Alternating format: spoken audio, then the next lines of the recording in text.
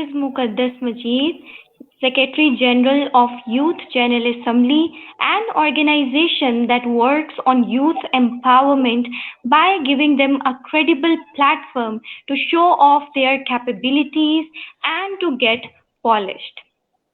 Today is International Day for Education, so we have organized this amazing seminar, this amazing session for all of our students and youngsters out there.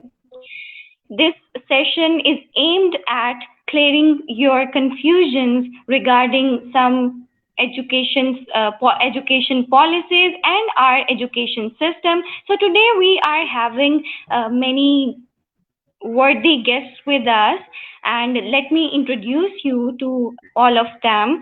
So we have Dr. Asghar Zaidi, who is the Vice Chancellor of Government College University, Lahore. Then we have Sir Bilal Aslam with us, who is the President and co-founder of EduFox, an organization that works on providing scholarships to Pakistani students. Also, he is the representative of UNICEF in Pakistan. We'll be also having Ma'am Sadaf Taimur, who is the chairperson of Youth General Assembly, and Sir Salman Abid, who is the executive director of IDEA. So they'll be joining us soon. So let's get started. My first question to Dr. Asghar Zaidi is that as per the statement of the Federal Minister of Education, the educational institutions, especially our universities, are reopening from 1st of February. So, sir, what do you think? Are we totally ready to start and continue our regular classes from 1st of February, as because of the digital gap in Pakistan, many of the students and people are not on the same page when we talk about education? Yes, sir.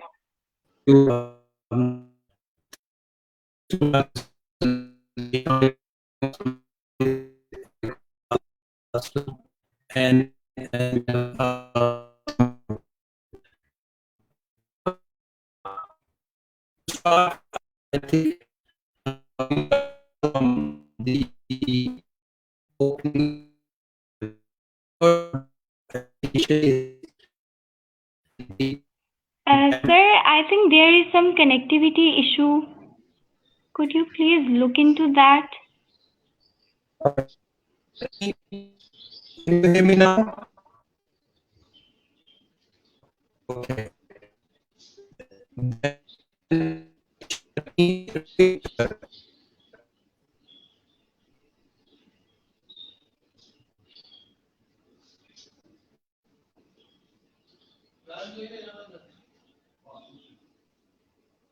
Dear viewers, I think Sir Asghar Zaidi is facing some connectivity issues. So let me introduce our next two guests to you all. We have Ma'am Sadaf Taimur, who is the chairperson, Youth General Assembly. She is a PhD scholar. She is doing a remarkable job in the field of research. Also, she has been a part of many national and international projects which were based on development. Then we have Sir Salman Abid, who is Executive Director of IDEA. Also, he is an amazing social and political analyst. So my first question, which was to Dr. Asghar Zaidi about the reopening of our institutions from 1st of February. So sir is back. Yes, sir. Can you confirm that you can hear me now? Yeah. Yes, Now, sir, you are totally clear, audible. Wonderful. Thank you, Musaddiq, and thank you, Ramna, both of you, for inviting me and giving me this opportunity. Assalamu alaikum, Salman Bhai. Assalamu alaikum, Bilal Aslam and Sadaf Taimur. Let me start by saying that we welcome the opening of the campus. Our preferred mode of education is indeed physical, on campus, face-to-face teaching, because we believe that that's the best way that teachers can connect with the students and inculcate the knowledge that they need to transfer in the specified course. And it has been a roller coaster. First lockdown, then coming back to on campus, and then lockdown again, and then extension of the lockdown. So I'm breathing a sigh of relief that we will start on campus classes. And I can't wait for students to be back in the campus and welcome them there. In the process, we learned a great deal. And the learning that we had drawn is certainly, I should be speaking for higher education, that how much behind we were in moving to virtual teaching, to e-learning. When I came back from abroad, and I have been associated with top universities of the world, and even long before COVID, they were already on the way to shifting to lots of resources to virtual teaching, to e-learning. And I'm not talking about just any cheap universities who want to extend their access to people all across the world. I've been talking about top universities of the world moving to e-learning. And the reason was that this is a modern form of teaching, modern form of education that allows better access, that makes it more affordable to masses of students. So for us, COVID-19 became a blessing in the sense that we then had to embark on e-learning, and in the process, we made lots of learning out of it. I like to think that having done that experience,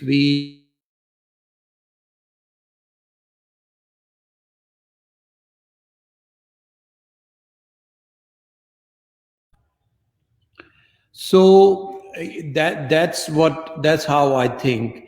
I think e-learning is there's a lot of future in it, and we need to adopt it and adapt it to our circumstances, and use that opportunity, that learning that we have had during COVID-19 lockdown, to actually have this hybrid system of education in place, where when we wish, we can work from home and connect to our students through online learning. And when we want, we ask our students to come to on-campus physical face-to-face teaching.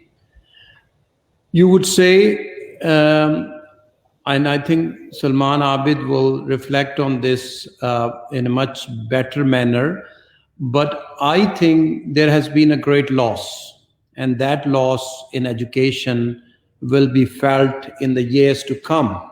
I remember reading a report long time ago in which there was an estimate that what 2005 earthquake in the region, what loss, education loss it led to. And just a single event which affected a region for a month or so, the calculations were made that at least 2 years of education was lost. So there is no denial of the fact that we have all lost. Learnings have been lost, education experiences have been lost. Now our resilience and our determination, commitment to bounce back will be tested. Each higher education institution has its own tradition.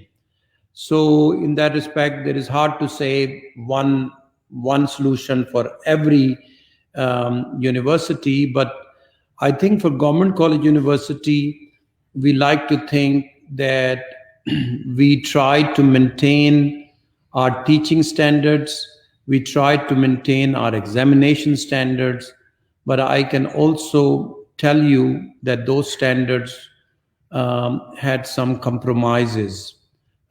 in that the learning has been affected, and the examinations that we did also were not of the quality that we would have done.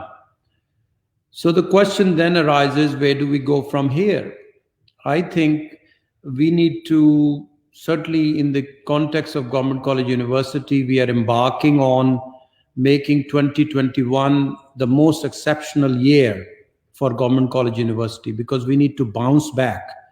We need to really do more than what we were previously doing to catch up, to reduce the loss that we have experienced during 2020 to the very minimum. And I'm really worried about especially those students who are passing out now, because final years are often the most critical years in terms of learning and in terms of experiences and bringing everything together. So we would be really making lots of efforts to catch up with the losses. And there is no better place than Government College University and its staff to offer that. Thank you. Thank you for the opportunity again. Thank you so much, sir. And my last question to Dr. Asghar Zaidi is that, sir, how do you see the future of education in Pakistan? Do we have a progressive approach, or there is need of a lot of work to be done? The future of this country is very bright. I have no doubt in saying that, and Salman Bhai will agree to that.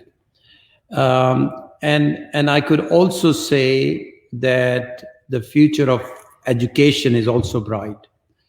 The COVID-19 experience have made us more resilient, and we have learned the benefits of doing e-learning, and some of the reforms that are coming about. Certainly, there are great reforms coming about in higher education.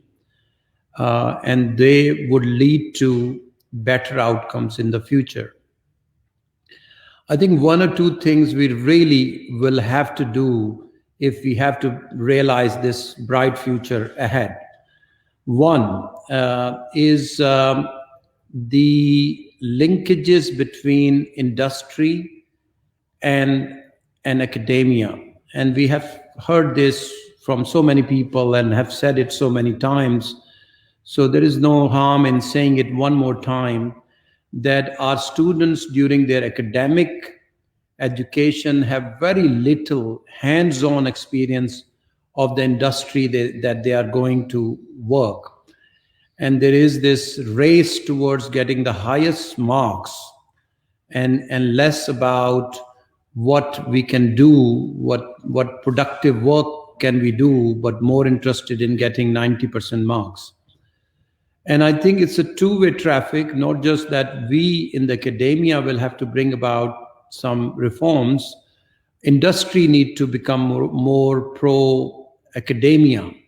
Industry need to connect with the research culture of the universities, need to provide meaningful internships, and strengthen their R&D department.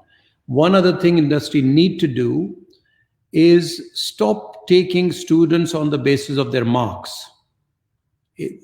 Don't bother if it is 90% marks or 70% marks, but do some interviews and testing in which learnings, the productivity could be tested, because that would become a signal back to students and back to staff and faculty here that industry is no longer interested in marks.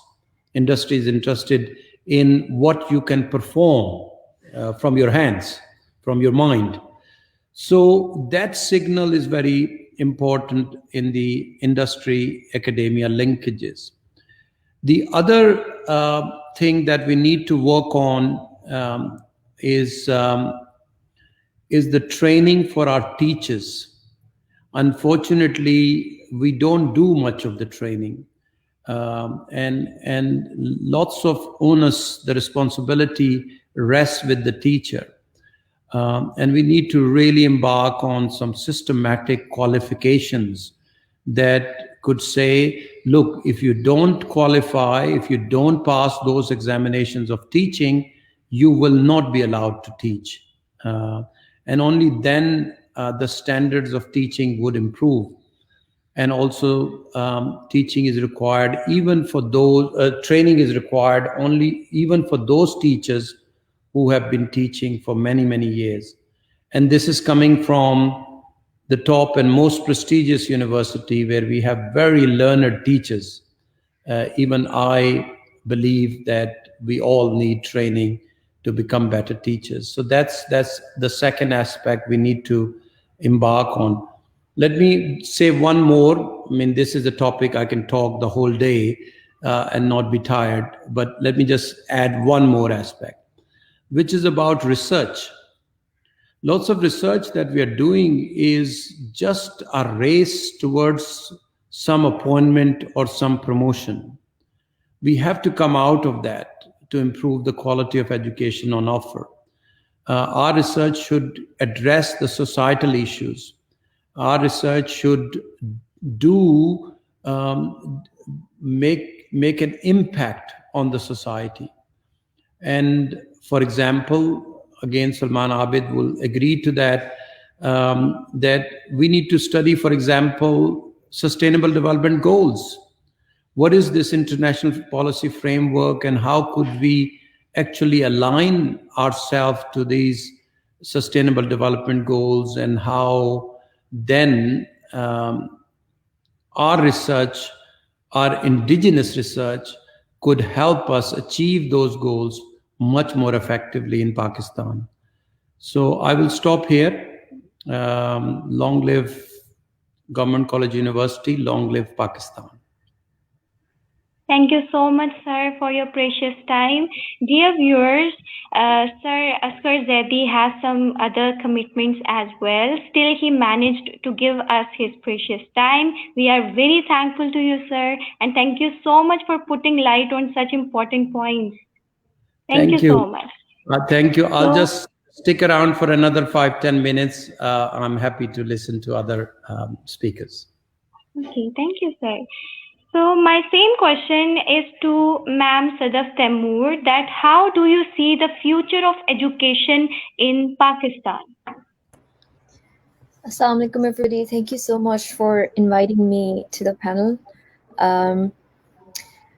This is a very multidimensional topic, and I would really want to talk more about it, but I need to be concise as well.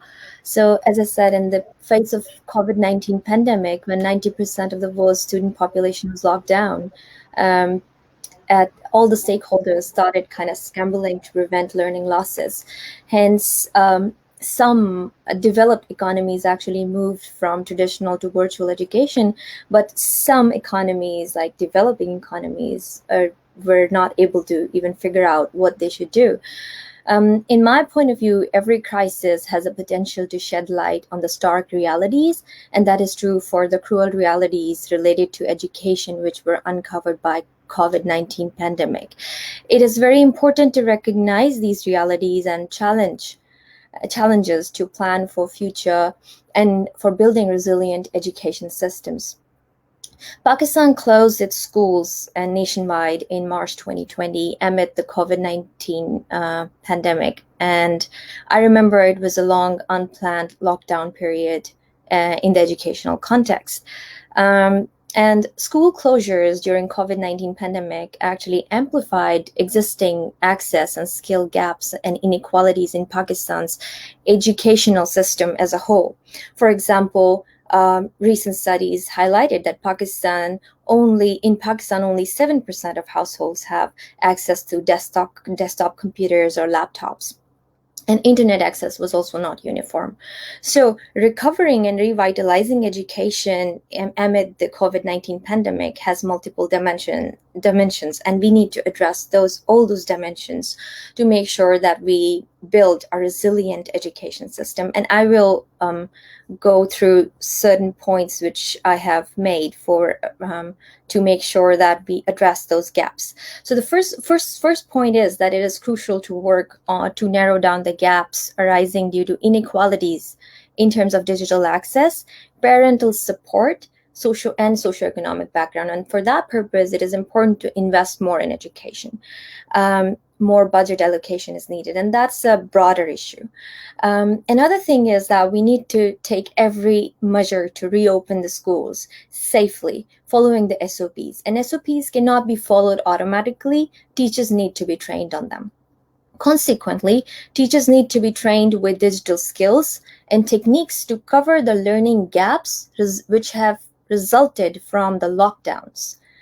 So that has to be addressed, because those learning losses are going to, we're going to see them later. So teachers should be trained on some techniques so that they are able to cover those learning gaps which have resulted from the lockdowns. Let me tell you that training teachers with digital skills or using digital media is not enough. So providing them with the right resources to implement those digital skills and incorporating ICT in every subject is important to make sure that they are practicing ICT and they are ready for uncertain future. So that is also very important apart from training. Then implementing digital education does not mean that students are actually learning in the classrooms. If we identify the characteristics of learning environment which is important for effective learning, face-to-face learning, then we use those characteristics to set up the digital setting, that will help in making sure that students are not only in the digital classrooms, but they're also learning.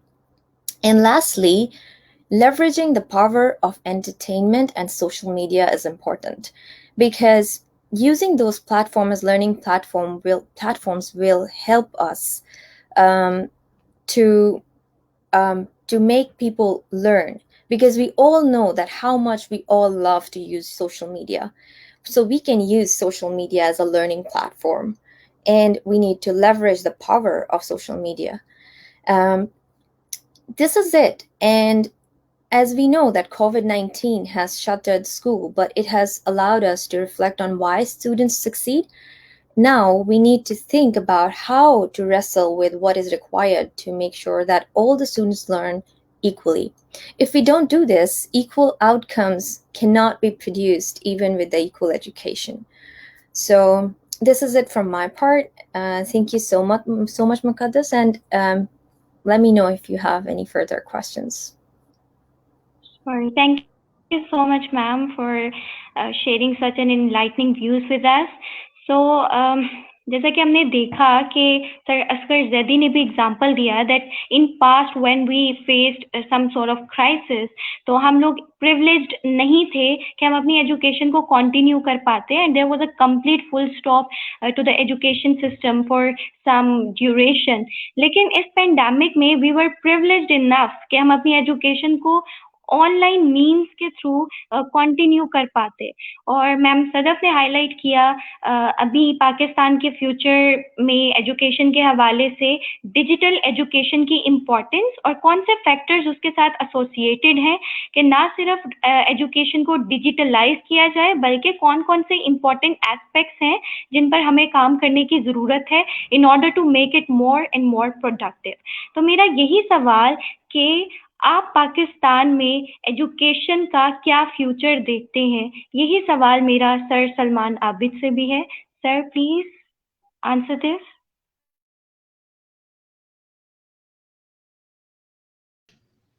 Thank you very much Muqaddas, आपका भी और बाकी लोगों का भी. देखिए, doctor Asghar Zaidi साहब ने और अभी सदफ तैमूर ने कुछ बुनियादी सवालात उठाए हैं. मेरा ख्याल है कि हम में से कोई भी पैनलिस्ट ये नहीं कहेगा कि ये जो लॉकडाउन की सूरत हाल थी ये कोई एक नॉर्मल सिचुएशन थी एजुकेशन के कॉन्टेक्स्ट में. हम सब जानते हैं कि वर्ल्ड वाइड पूरी दुनिया ने इस क्राइसिस को फेस किया है, तो हमने भी उसको फेस किया है. तो जब एक गैर मामूली सूरत हाल हो तो उसमें फिर आपको कुछ गैर मामूली स्टेप्स लेने पड़ते हैं. एंड लकीली हमारे पास एक ये ऑनलाइन फिनोमेना जो है ये डेवलप हुआ, लेकिन जैसे सदफ ने भी कहा और डॉक्टर असगर जैदी ने भी कहा, ये एक्सेस नहीं था हमारे पास 100% स्टूडेंट्स के पास।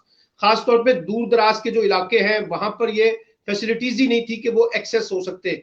छोटे स्कूलों में तो बिल्कुल ही पॉसिबल नहीं था, कॉलेजेस में पॉसिबल नहीं था, यूनिवर्सिटीज में भी। मैं खुद क्लासेस लेता हूँ यूनिवर्सिटीज के अंदर, तो मेरे भी जो है ना, आप समझिए 30-40% स्टूडेंट्स कवर होते थे, बाकी स्टूडेंट्स ही कवर नहीं होते थे। तो ये भी एक हमने एक अल्टरनेट हल तो निकाला था, लेकिन ये भी कोई मुस्तकिल हल नहीं निकल सका। एक मैं आपको बताऊं, इसलिए ये मानना पड़ेगा कि लॉस तो हुआ है एजुकेशन का, और उसको हमने मुख्तलिफ तरीकों से फिल करने की कोशिश की है, लेकिन वो 100% तो फिल नहीं हो सका।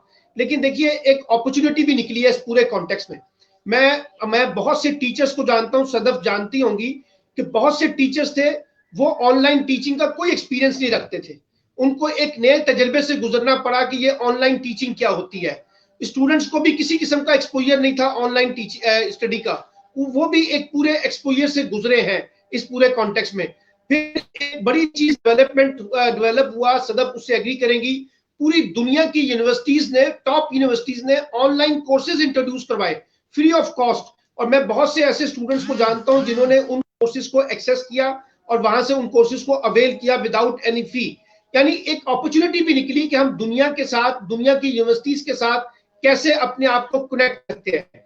अच्छा, अब मैं इस पे आता हूं कि पाकिस्तान ने भी जो अपने उनके हालात थे, जैसी पॉलिसी थी उसी के मुताबिक हमने भी बिहेव किया।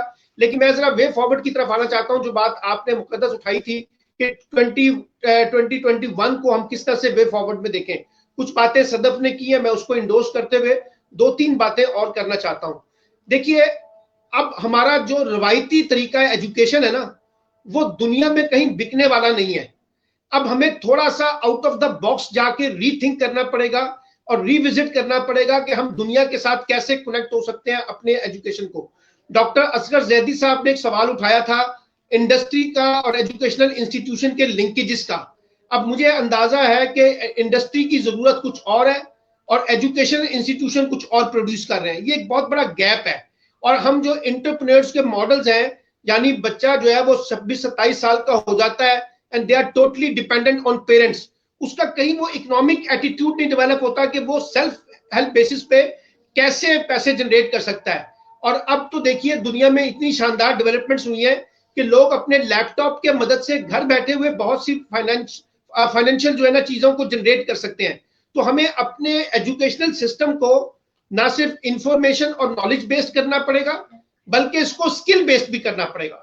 यानी ज्यादा फोकस हमें अब मार्केट्स की जो 2030 की स्किल्स आ रही है उसके साथ उसको रिलेट करना होगा, और फिर उसके साथ रिलेट करके इंडस्ट्री का लिंकेज जोड़ के एक ऐसा एनवायरनमेंट क्रिएट करना पड़ेगा कि बच्चे इस मार्केट को सर्व कर सकें, इस इंडस्ट्री को सर्व कर सकें, और उनके अंदर वो पोटेंशियल हो कि वो सिर्फ डिग्री होल्डर नहीं है, बल्कि वो कुछ प्रोड्यूस करने की पोजीशन के अंदर है, उनके पास कुछ स्किल्स आ रही हैं, कुछ एटीट्यूड्स आ रहे हैं। अच्छा, फिर सॉफ्ट किस्म की स्किल्स का बड़ा इशू आ रहा है, यानी बच्चों के अंदर इनिशिएटिव लेना, लीडरशिप की स्किल्स का मसला है। अच्छा, फिर क्रिटिकल चीजों को देखना, अपने आप को सॉफ्ट इमेज को रीबिल्ड करना, अपनी कम्युनिकेशन और प्रेजेंटेशन का करना। अब ये सब चीजें सदफ एग्री करेंगी हमारे एजुकेशन सिस्टम से आउट हुई हैं, क्योंकि कोई एक्स्ट्रा करिकुलर एक्टिविटीज नहीं है जो बच्चों के अंदर इन चीजों को डेवलप कर सके। तो मुझे लगता है कि आप जरूर पढ़ाएं 2+2=4, लेकिन साथ साथ उनके अंदर ये सॉफ्ट स्किल्स जो हैं इसको हमें रीबिल्ड करना पड़ेगा। एक कॉन्टेक्स्ट तो ये है। दूसरा, हमें जरा ये भी सीखना पड़ेगा कि दुनिया के साथ कैसे हम अपने आप को कनेक्ट करें। ये जो मैंने ऑनलाइन कोर्सेज की अपॉर्चुनिटीज की बात की है, अगर मिसाल के तौर पे मेरे पास एक स्टूडेंट है BS मीडिया का और उसके 8 सेमेस्टर हैं, तो वो दुनिया की मुख्तलिफ यूनिवर्सिटी से जोड़ के अपने लिए अच्छे अच्छे कोर्सेज डिजाइन कर सकता है, अच्छे अच्छे कोर्सेज अवेल कर सकता है, कुछ एक्सपोजर ले सकता है कहीं वर्किंग कॉन्टेक्स्ट में।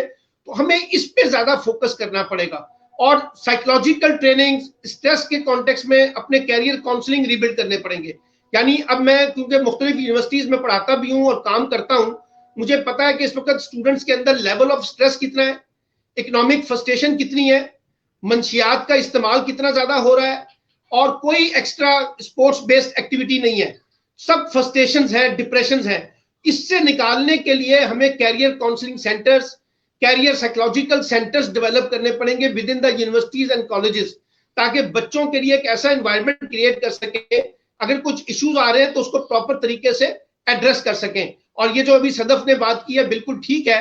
देखिए हमने MDGs मिनिमम डेवलपमेंट गोल में ये वादा किया था कि हम 2000 से 2015 तक GDP का एजुकेशन पे 4% खर्च करेंगे, वो हम खर्च नहीं कर सके।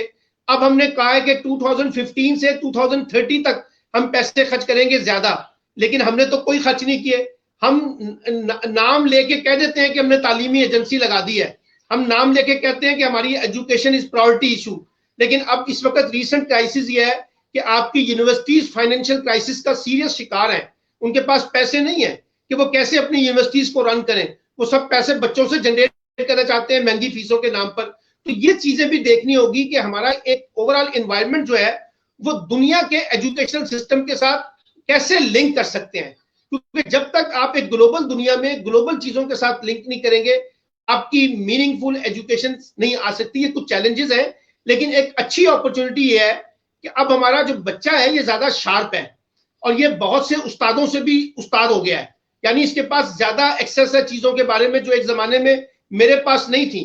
तो इसको सिर्फ गाइडेंस की जरूरत है, इसको लीडरशिप की जरूरत है, इसको एनवायरनमेंट की जरूरत है, इनेबलिंग एनवायरनमेंट दे, अपॉर्चुनिटीज इसके सामने एक्सप्लोर करें। तो जो भी डॉक्टर असगर सैदी ने कहा कि टीचर्स को भी जरा सब्जेक्ट स्पेशलिस्ट से ज्यादा ना अपने सब्जेक्ट पे तो अबूर होना चाहिए, लेकिन उसको ये भी देखना चाहिए कि उसके इर्द गिर्द क्या हो रहा है दुनिया में, और वो उसके साथ अपने सब्जेक्ट को रिलेट करके जब पढ़ाएगा ना तो ये आपकी एक प्रैक्टिकल एजुकेशन जो है ना वो निकल कर आएगी।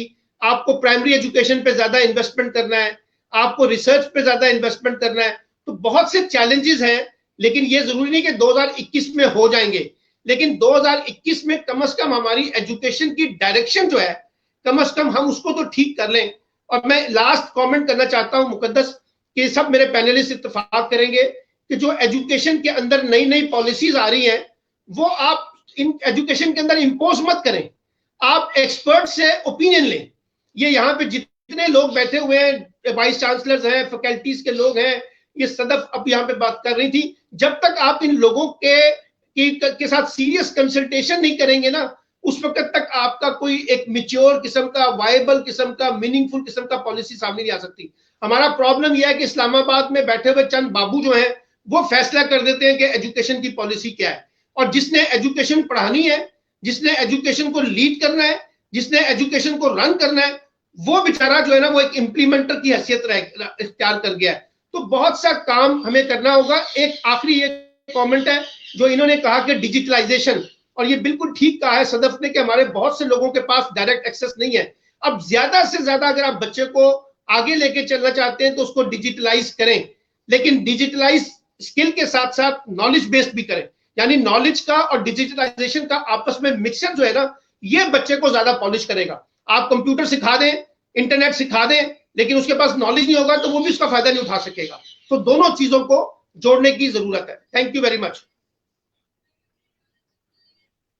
Thank you so much sir, आपने बहुत से इम्पोर्टेंट पॉइंट्स को यहाँ पे हाईलाइट किया, डिजिटलाइजेशन की अहमियत को आपने बताया, और साथ में आपने जो स्टूडेंट्स में साइकोलॉजिकल प्रॉब्लम्स आ रहे हैं बिकॉज ऑफ एजुकेशन, क्योंकि मेनली एजुकेशन का पर्पस ये है कि आप एनलाइटन करें यंग माइंड्स को, उन्हें केपेबल बनाएं कि वो को मार्केट में जाके compete कर सकें, कुछ बन सकें और कंट्रीब्यूट कर सकें। लेकिन हमारे यहाँ पे हम देखते हैं एजुकेशन एक तरह से स्ट्रेस बहुत ज्यादा ला रहा है हमारे स्टूडेंट्स में, तो वो भी हमारे फ्यूचर को बहुत बुरी तरह से अफेक्ट कर रहा है। तो ये बहुत इंपॉर्टेंट पॉइंट था जो कि सर सलमान आबिद ने हाईलाइट किया। Thank you so much sir. और मैं अपना यही क्वेश्चन सर बिलाल असलम जो कि एजुफोक्स के प्रेसिडेंट हैं और हमारे कोलैबोरेटर भी हैं आज के सेशन के हवाले से, मैं यही क्वेश्चन उनसे करूंगी कि sir how do you see the future of education in Pakistan?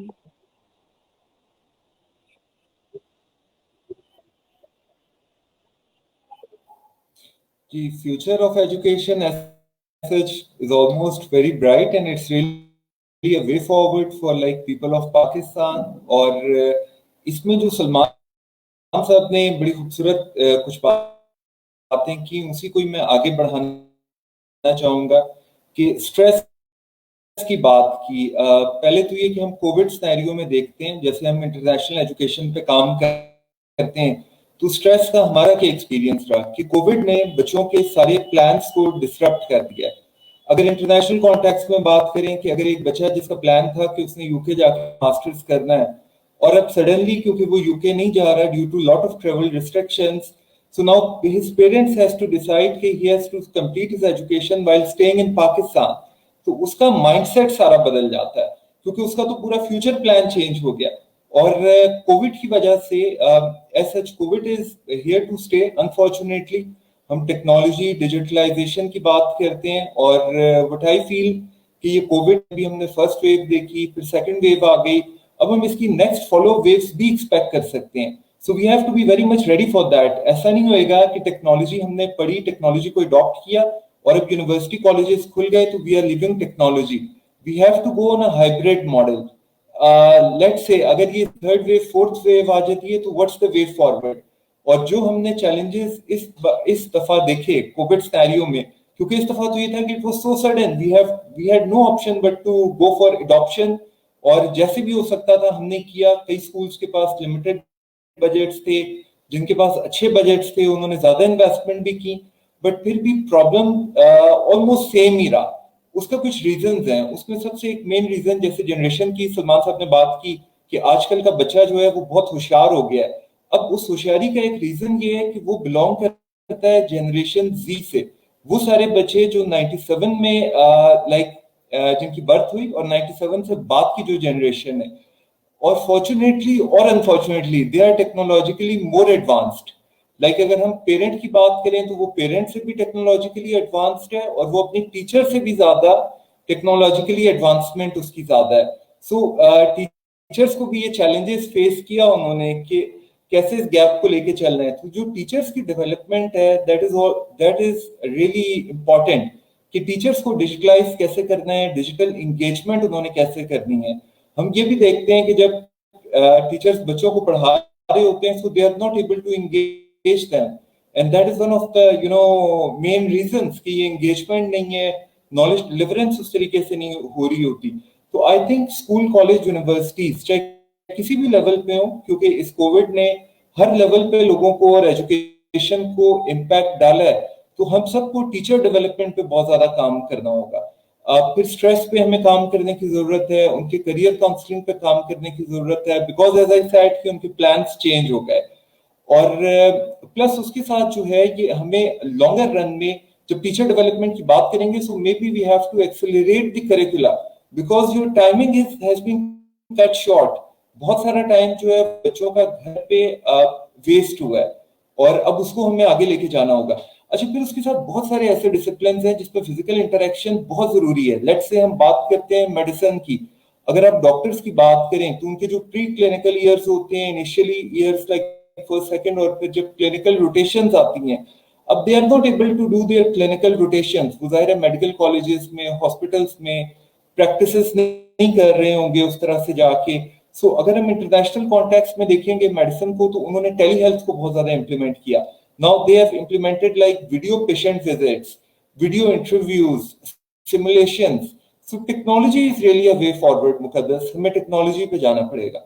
और एक बात जो बड़ी इंपॉर्टेंट है वो सलमान साहब ने भी बात की, उसने भी बात की कि इनइक्वालिटीज और बड़ी हैं कि बच्चों के पास इंटरनेट एक्सेस नहीं है, टैबलेट्स नहीं है। अब ये बर्डन जो है ये सारा पेरेंट पे शिफ्ट हुआ है कि हम भी ऑब्जर्व करते हैं कि भाई घरों में बच्चे जो हैं वो अपने पेरेंट के टैबलेट्स या उनके मोबाइल्स यूज कर रहे होते हैं because they don't have much budgets और उनको अपनी रूटीन बदलनी पड़ती है। तो इसके साथ इसमें गवर्नमेंट का रोल बड़ा इंपॉर्टेंट है। जैसे आपने शुरू में मेरा तारुफ भी कराया था कि आई रिप्रेजेंट यूनिकैफ, और Unicaf basically it's an organisation which works in African countries. तो कॉन्टेक्स्ट इज ऑलमोस्ट हमारी अफ्रीकन रीजन की और पाकिस्तान की जो प्रॉब्लम्स हैं हमारे रीजन की उसमें बहुत ज्यादा सिमिलैरिटीज है। तो वहां पे क्या किया है कि गवर्नमेंट ने या जो यूनिकैफ जैसे इदारे थे इन्होंने बच्चों को फ्री टैबलेट्स दिए। लाइक यूनिकैफ में जो भी स्टूडेंट रजिस्टर होता था एमबीए प्रोग्राम में या बिजनेस एडमिनिस्ट्रेशन प्रोग्राम में, everybody will get a free laptop, free tablet. तो इसमें जब तक एजुकेशनल इंस्टीट्यूशंस अपना रोल प्ले नहीं करेंगे, गवर्नमेंट इंटरवेंशन नहीं होगी, तो आप इस चीज को कंट्रोल नहीं कर सकेंगे। और ये जो बर्डन किया है पेरेंट के ऊपर, इस बर्डन को भी डिवाइड करने की जरूरत है कि उनका एंगेजमेंट बर्डन इस वक्त हम सारा पेरेंट पे लेकर गए हैं। तो parent counselling is very important, that how do they need to manage their day, उनका डे प्लान कैसा होना चाहिए, वो बच्चों को किस तरीके से एंगेज करें, और वो किस तरीके से जो टीचर का रोल था वो सारा पेरेंट के ऊपर आ रहा है, तो उसको उन्होंने कोप अप कैसे करना है। तो आई थिंक ये जो स्ट्रेस लेवल है ये पेरेंट पे भी है, बच्चे पे भी है और ये फैकल्टी पे भी है। तो इस पे 360 डिग्री पे हमें काम करने की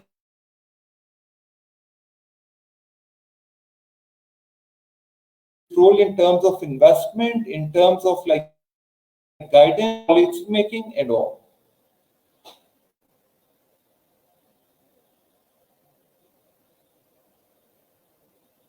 Thank you, Muqaddas.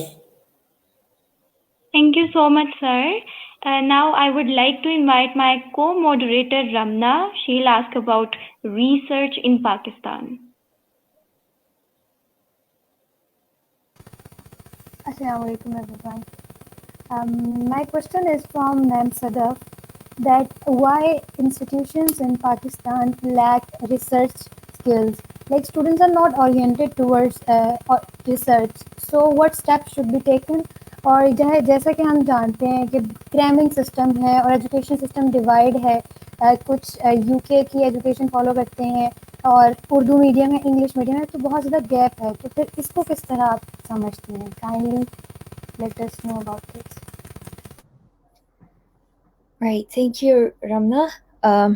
First of all, I'm going to talk about research. As you've posed a question that what can we do to promote research in the higher education institutes of Pakistan, I think there are two things which are lacking in the context of research. The first thing is the purpose of research is not clear. When it is conducted in the higher institutes of Pakistan, the purpose is to publish either papers or to compete against colleagues to get a higher position. So then when you compete for research, the outcomes of the research those outcomes are compromised. So we need to clarify, or we need to change the assessment system for promoting people. I think if that's the motivation for conducting research and going for publications, I think the assessment system for promoting people have to be changed. If you look at it from top to bottom.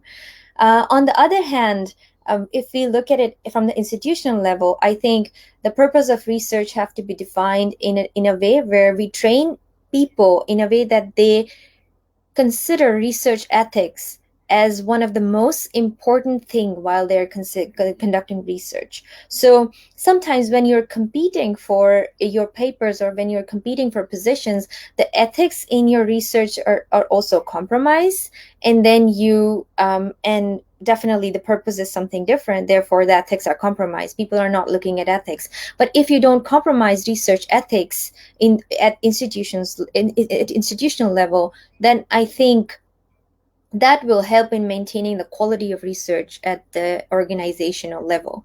And ethical guidelines, I feel like when I did research in Pakistan back home at my bachelor's, when I was doing my bachelor's degree, as compared to when I did my master's degree abroad, I think there's a huge difference when it comes to research in Pakistan, because I didn't go through any ethical training before conducting research. But when I conducted research here, I think I had to go through an ethical training, and then I have to pass the ethical exam to make sure that I'm eligible for conducting the research.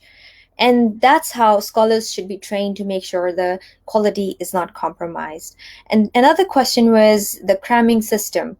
For changing this system, I think we need to change the way we market our jobs, because most of the students are trained to get good jobs in Pakistan, and that's what the outcome is. So for this, I don't think this is single dimensional issue that we should fix this and then we will get this. I think there's a lot we need to change in the system when it comes to cramming system of Pakistan. Is because we are competitive.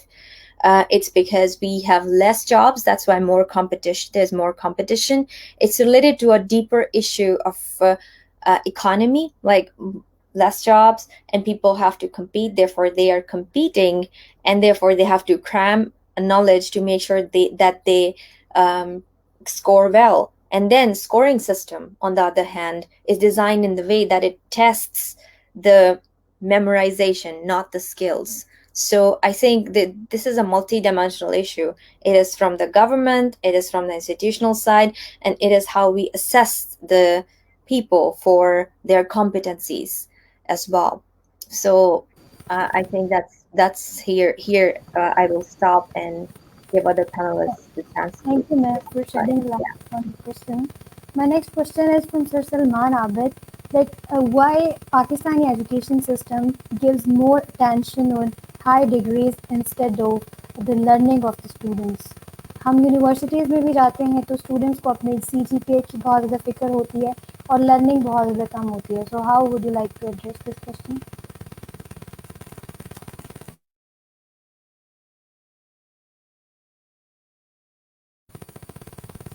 Sir, kindly unmute yourself.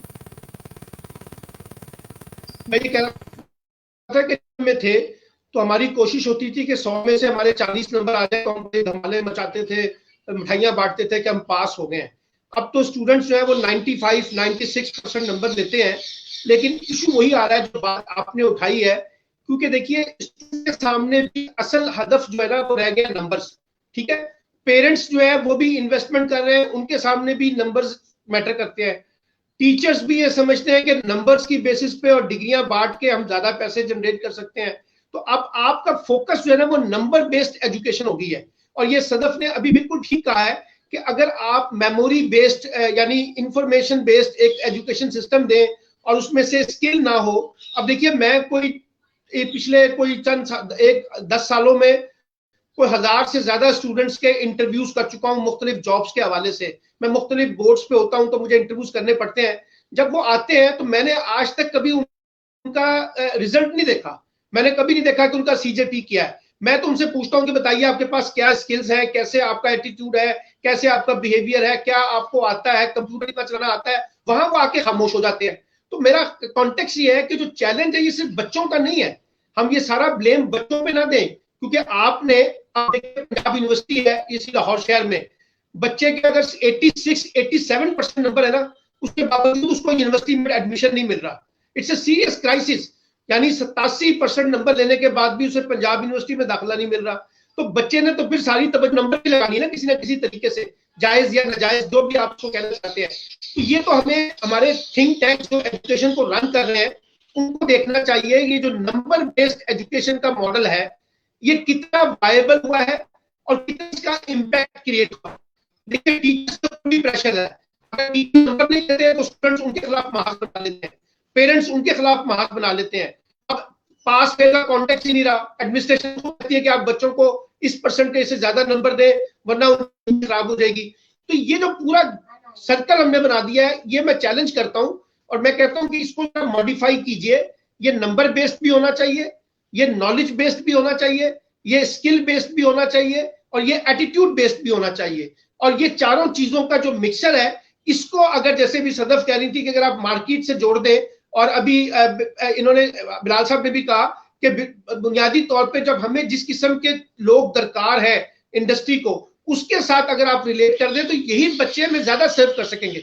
अब हो क्या रहा है problem, बच्चे सारा इल्जाम लगा देते हैं टीचर्स पे, टीचर सारा इल्जाम लगा देते हैं स्टूडेंट्स पे, ये दोनों इल्जाम लगा देते हैं हुकूमत पे, हुकूमत फिर वो पेरेंट्स लगा देते हैं इन सब पे इल्जाम. तो ये एलिगेशन बेस्ड मॉडल नहीं होना चाहिए.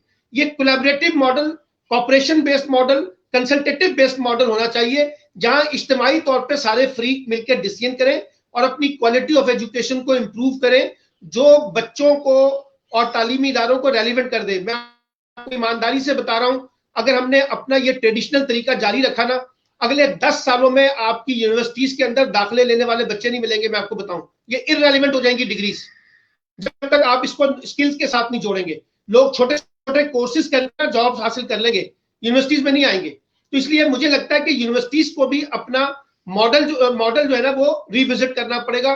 पेरेंट्स के साथ मिलके, स्टेट्स के साथ मिलके, बच्चों के साथ मिलके। ये ट्रेडिशनल बेस्ड एजुकेशन नंबर्स की बुनियाद पे कि हमने इतने हजार बच्चे प्रोड्यूस कर लिए हैं, ये मुझे नहीं लगता कि अब कोई बहुत फैक्टर है। आप 50 बच्चे पैदा करें लेकिन वो बच्चे तो सोसाइटी को सर्व कर सके, मुझे लगता है कि है। और मैं किसी मैं कहता हूँ किसी न किसी जगह पर ना इस पूरे कॉन्टेक्स्ट में अकाउंटेबल है।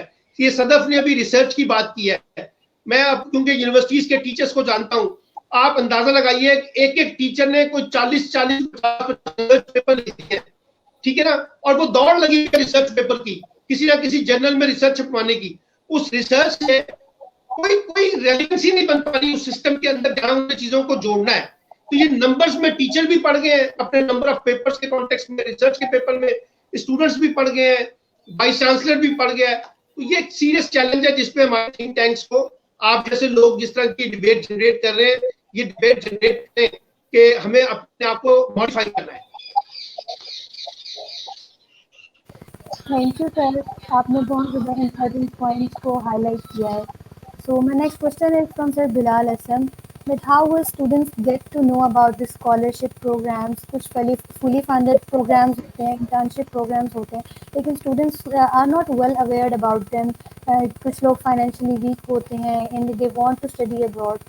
So सर आप इसके बारे में हमें थोड़ा बताएं।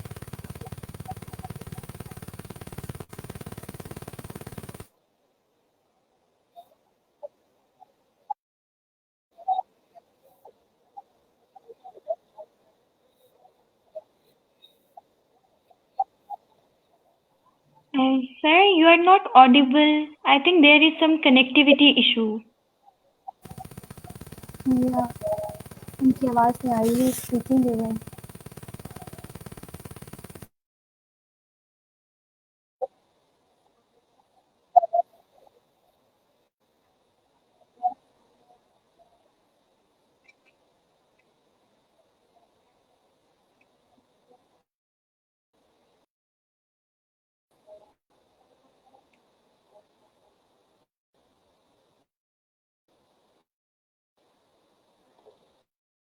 एग्जैक्टली। अच्छा, सबसे पहले तो मैं एक सलमान साहब की ये जो नंबर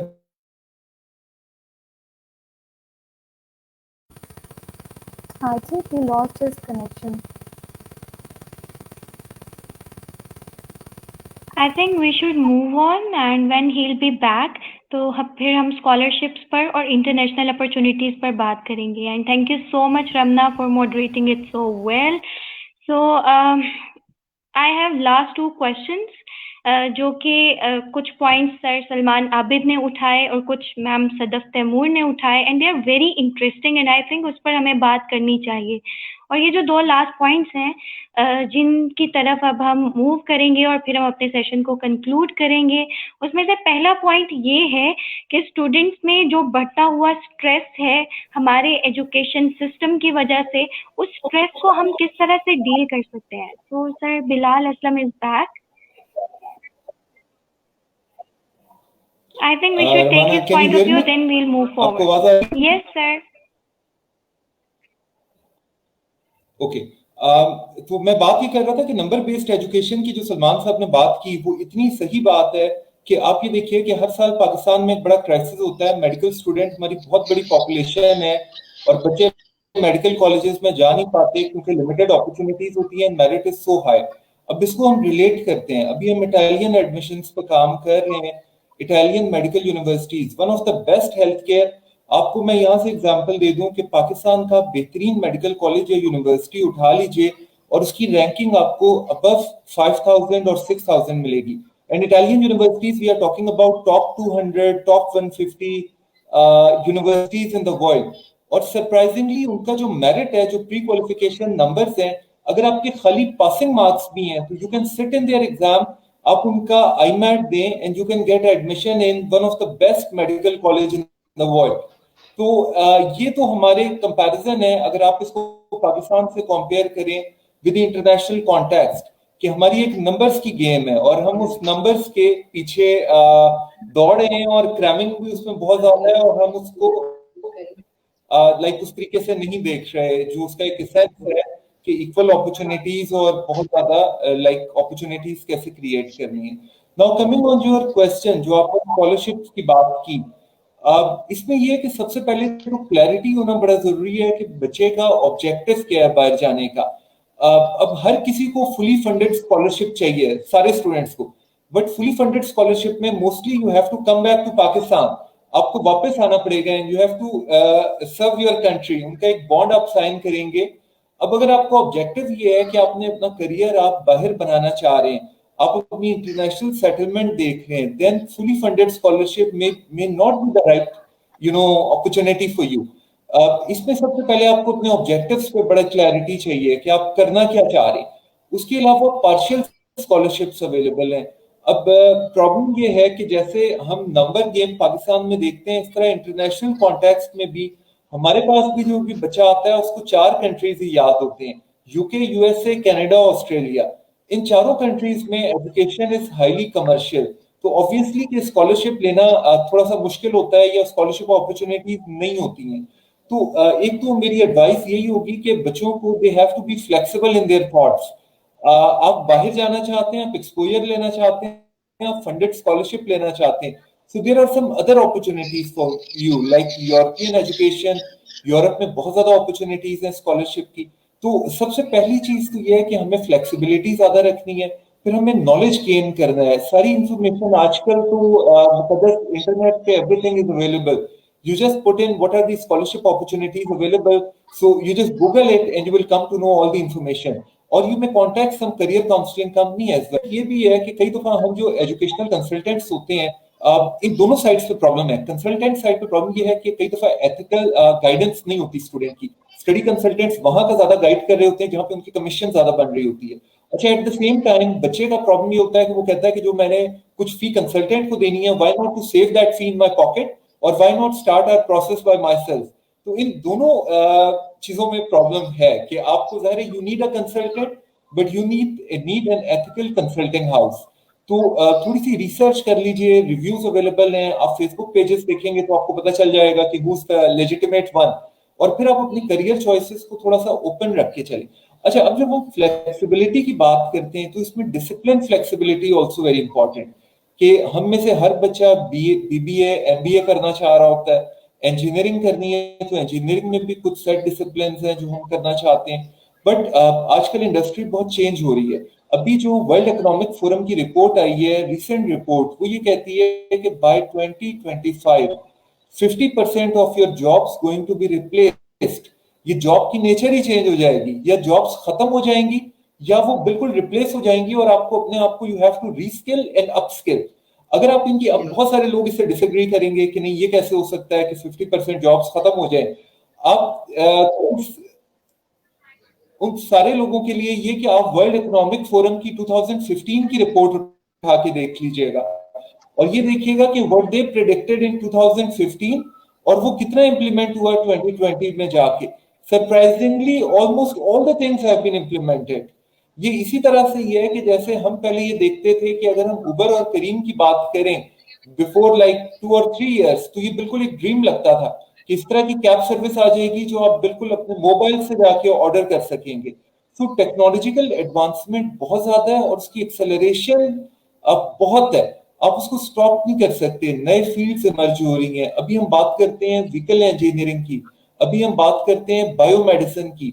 डिसिप्लिन आपस में मर्ज हो रहे हैं। पहले हम बात करते थे बायोलॉजी की, अब हम बात कर रहे हैं टेक बायोलॉजी की।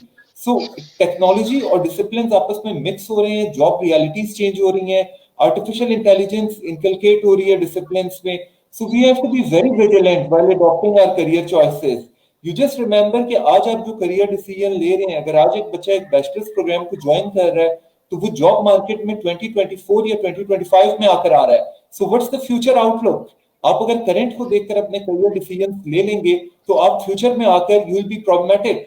और एक बड़ा इंटरेस्टिंग फैक्ट और मैं आपसे शेयर करना चाहूंगा कि आज जो बच्चे स्कूल में पढ़ रहे हैं वो उन जॉब्स को टारगेट कर रहे होंगे with jobs really do not exist at the moment. Job market is going to be changed. आप थोड़ा सा माजी में जाकर देख लें, बहुत हम पुरानी बात नहीं करते। Where is typewriter now, like where is VHS tape now, like where लाइक DVD नाउ। ये सब कुछ इंप्रूव होता जा रहा है। तो हमें फ्यूचर आउटलुक को देखकर काम करना होगा।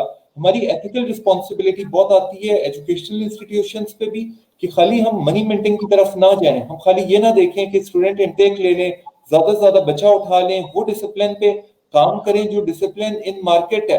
अब मैं अपनी एक एग्जांपल देना चाहूंगा, being an education consulting agency, हम जब एक नॉर्मल डिसिप्लिन इंजीनियरिंग का प्रमोट करते हैं so that is very adaptable, लेकिन जब हम एक नया डिसिप्लिन लेकर आते हैं, जब हम व्हीकल इंजीनियरिंग को मार्केट कर रहे होंगे, so we have to put in a great push in that.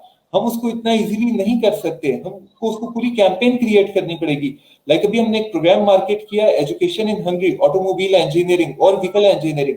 उसके साथ हमें बच्चों को ये बताना पड़ा कि हंगरी की सर्टेन जो एक्सपोर्ट है, more than 30% of Hungarian export is of vehicle. There are like 650 vehicle companies in Hungary. So आपको स्टूडेंट का माइंड मेकअप करना पड़ेगा। I think this is a role of career counsellor, this is a role of university, colleges, industry academy linkage बड़ा important है। अगर आज हम पाकिस्तान की यूनिवर्सिटीज देखें तो they have to work with automobile companies, they have to work with like Honda, Toyota, कि आपकी फ्यूचर टेक्नोलॉजी क्या है, हम किस तरह के प्रोग्राम्स लेकर आए। उनको टेक्सटाइल सेक्टर में जाना होगा, उसकी डिमांड लेनी होगी। और अगर आप बच्चों की बात करें, जो आपका मेन सवाल था स्कॉलरशिप अपॉर्चुनिटीज, तो you are responsible for your own career. Everything is available on internet. You just go on internet, browse the articles, future outlook देखें, वर्ल्ड इकोनॉमिक फोरम की रिपोर्ट देखें, उसको देखकर आप अपनी करियर चॉइसेस करें। और करियर चॉइस में भी जब स्कॉलरशिप पे आप जाएंगे तो आप ये देखिए कि किस स्कॉलरशिप, कौन सा स्कॉलरशिप है जो आपकी फ्यूचर ऑब्जेक्टिव्स को सपोर्ट कर रहा है। May be fully funded is not the right product for you, maybe you need to have some partial scholarship, but to go in a right program is very important. So in the end I think this is responsibility of everybody. इस पूरे whole जो एको है, इसमें सारे इस whole ecosystem में जितने stake holders हैं, ये उन सब की रिस्पॉन्सिबिलिटी है कि वो अपना पार्ट प्ले करें, चाहे वो स्टूडेंट है, चाहे वो पेरेंट बॉडी है, चाहे एजुकेशनल इंस्टीट्यूशन है और कॉर्पोरेट सेक्टर है। सो पाकिस्तान का वे फॉरवर्ड भी यही है। अगर हमने पाकिस्तान को आगे लेकर जाना है तो हम सबको साथ मिल बैठकर काम करना होगा और अपने इंटरेस्ट को साइड पर रखकर वी हैव टू सी कि हम अपनी एफर्ट्स कैसे पुट इन करें। We have to work for our country, for a brighter future of Pakistan. We have to work for current Pakistan as well as the future Pakistan. So this is really a way forward, Muqaddas. Thank you so much sir, आपने बहुत अच्छे points हमारे साथ share किए और ख़ास तौर पे जो आपने जॉब मार्केट वाला पॉइंट उठाया है। हमारे यहाँ पे लोग इस चीज़ के बारे में इतनी अवेयरनेस नहीं रखते हैं कि हमें अपने ट्रेडिशनल एजुकेशन सिस्टम में किस तरह के चेंजेस लेके आने हैं और अपने आप को मार्केट के लिए किस तरह से तैयार करना है। और मैं यहाँ पे स्टूडेंट्स की भी रिप्रेजेंटेटिव हूँ और यूथ की भी, और मैं अभी भी उनके माइंडसेट से वाकिफ़ हूँ कि वो इस चीज़ को समझते हैं कि हम लोग BS कर लेंगे, हम MPhil कर लेंगे, डिग्री के बाद हमें जॉब मिल जाएगी। सो दे डू नॉट लुक कि हमने कितने स्किल्स डेवलप किए हैं। अभी तक हमारे यंगस्टर्स में, अभी की जनरेशन में ये वाला शऊर नहीं है कि आपको सिर्फ डिग्री ही नहीं, आपको स्किल्स भी डेवलप करने हैं। तो हमें जॉब मार्केट को साथ साथ देखना होगा और मैं बिल्कुल आपके इस बात पे एग्री करती हूँ। और बहुत से हिस्टोरियंस भी इस इशू पे बात कर चुके हैं, जैसे युवाल नोह हरारी ने 21 लेसन्स फॉर 21st सेंचुरी में यूजलेस क्लास का कॉन्सेप्ट दिया, जो कि जॉब मार्केट के हिसाब से फिट नहीं हो रहे होंगे एंड देयर बी यूजलेस, जिनको डेवलप्ड कंट्रीज तो सपोर्ट कर पा रही होंगी लेकिन जो डेवलपिंग वर्ल्ड है उसके लिए वो एक प्रॉब्लम बन जाएगा। तो ये एक इशू है जिस पे वाकई हमें बात करनी चाहिए। Thank you so much for highlighting these useful points.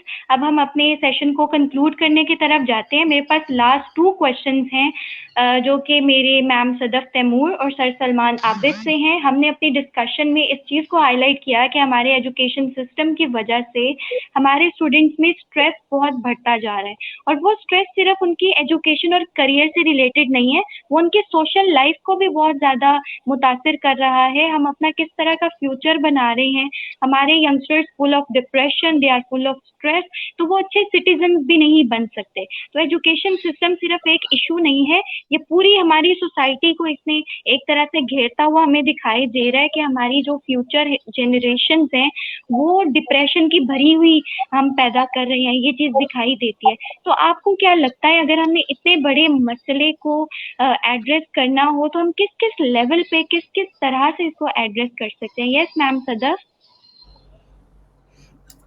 Right. So whenever I'm asked of this question, I would just say that reflect on what is the purpose of education.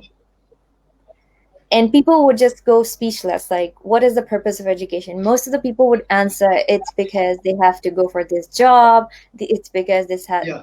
but the purpose was never invented, but education was never discovered for the jobs. Education's purpose was for educating people to be human.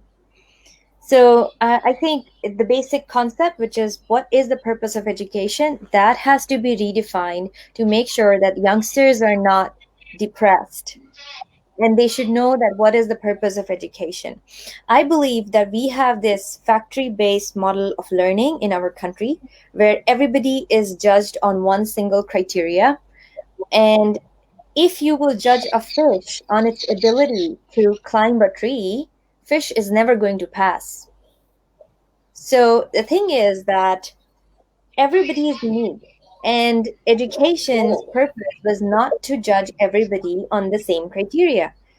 So that's what we need to reflect on first and design the system in a way where we identify strengths and give flexibility to the individuals to choose their career paths. Because there's an issue of societal capacity that either you become a doctor or you become an engineer. That's it. These are the two career choices available, and they are preferred because there is more market for these two jobs. So the mindset that education has the purpose of going into certain job, that has to change. And that's for sure. If people will nurture their uniqueness and their strengths, they're going to be successful for sure. So, and not depressed at the same time. So that's it from my side. I would let Salman Abid Saab to speak about this Thank more. you so much, ma'am. According to Ma'am Sadaf Taimur, the evaluation criteria needs to be redefined. और इसके साथ ही मैं इसमें एक और point add करूंगी कि हमारे जो अभी हमारा एकेडमिक करिकुलम है उसके अंदर आप पाकिस्तान का एकेडमिक करिकुलम उठा लें, उसमें आप ह्यूमैनिटीज नहीं पढ़ाते उस तरह से, और हमारे सब्जेक्ट्स उस तरह के हैं कि सिर्फ मार्क्स को गेन करने की एक रेस लगी हुई है। आप ह्यूमन की वो जो डेवलपमेंट होती है, बीइंग अ ह्यूमन, जो हमारी होनी चाहिए, जो इंटेलेक्चुअल डेवलपमेंट हमें चाहिए, जो हमें पता होना चाहिए कि ये साइकोलॉजिकल इश्यूज होते हैं और how to cope with them, उसकी कोई अंडरस्टैंडिंग ही नहीं है। और कुछ हमारे स्कूल्स का माहौल इस तरह का होता है कि स्टूडेंट्स जो होते हैं they just can not express themselves openly, तो वो हर चीज अपने अंदर रहती है, तो वो फ्रस्ट्रेशन में इजाफा होता है। तो मैं इसी सवाल पर कि हम पाकिस्तान में स्टूडेंट्स में बढ़ते हुए साइकोलॉजिकल इश्यूज, उनमें बढ़ते हुए स्ट्रेस को किस तरह से कम कर सकते हैं, मैं सर सलमान आबिद का भी इस पे साइड उनकी जानना चाहूंगी। जी मुकद्दस, थैंक यू वेरी मच। बड़ा इंपॉर्टेंट सवाल है और अभी अपना सदफ ने भी इस पे कुछ पॉइंट्स हाईलाइट किए हैं। देखिए, एक तो हमारा जो मॉडल है ना एजुकेशन का, ये सब्जेक्ट स्पेशलिस्ट बेस्ड मॉडल है। यानी अगर क्वालिटी की एजुकेशन भी हो ना तो ये सब्जेक्ट स्पेशलिस्ट को एड्रेस करता है। ये जो सोशल रिस्पॉन्सिबिलिटीज है ना, और एक वर्ड दुनिया में हमने सुना है सिविक एजुकेशन का कॉन्टेक्स्ट, यानी किस से आप एक रिस्पॉन्सिबल सिटीजन के तौर पे ऑपरेट करते हैं ना, वो पूरा का पूरा मॉडल हमारे एजुकेशन सिस्टम में से आउट हो चुका है।